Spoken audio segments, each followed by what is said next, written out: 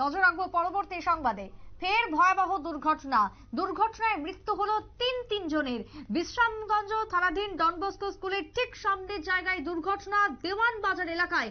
আর দেওয়ানবাজার এলাকার দুর্ঘটনাতে মৃত্যু হলো 3 কিশোরের। দুর্ঘটনাস্থলে মৃত্যু হয়েছে 2 জনের, অন্যদিকে একজনের মৃত্যু হয় হাসপাতালে চিকিৎসাধীন অবস্থায়, এমনটাই জানিয়েছেন হাসপাতাল কর্তৃপক্ষ। তবে ইতিমধ্যে প্রথমে নিয়ে যাওয়া হয় স্থানীয় হাসপাতালে, সেখান থেকে উন্নত চিকিৎসার জন্য জীবিত নিয়ে যাওয়া হলো, কিন্তু শেষ রক্ষা হলো না। দুর্ঘটনায় মৃত্যু হলো তিনজনের। কি বক্তব্য উঠে এসেছে শুনুন। কালকা 21 তারিখ ড্রিম ফেস্টিভ্যাল আসলো আমাদের দেন বাজারে ডমস্কো। তারা যাইতেছে ফেস্টিভ্যাল দেখতো, আপনারা দেখতো দেখেছে।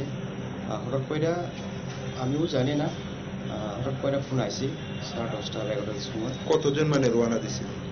তারা রওনা দিছে মনে হয় 9টা। কতজন? 3 জন তারা রওনা দিছে। এর মধ্যে কয়টা বাইক আছে? একটাই বাইক আছে। এক বাইকে 3 জন শুনলাম।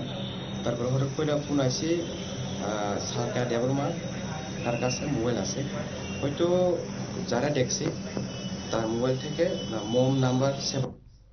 আপনারা শুনলেন সংশ্লিষ্টের বক্তব্য। বিশ্রামগঞ্জের থানাধীন আজকের দুর্ঘটনাকে কেন্দ্র করে ব্যাপক চাঞ্চল্য। তবে 2 জন কিশোর এক পরিবারের এবং যার সাথে 3 জনই ছিলেন একই বাইকে, অন্যদিকে গাড়ির ধাক্কাতেই তাদের মৃত্যু হলো। তিনজনের মৃত্যু হলো। ঘটনাকে কেন্দ্র করে ব্যাপক চাঞ্চল্য এবং আতঙ্ক ছড়িয়েছে ফের একবার। ছোট্ট বিরতির পর ফিরছি, সঙ্গে থাকুন।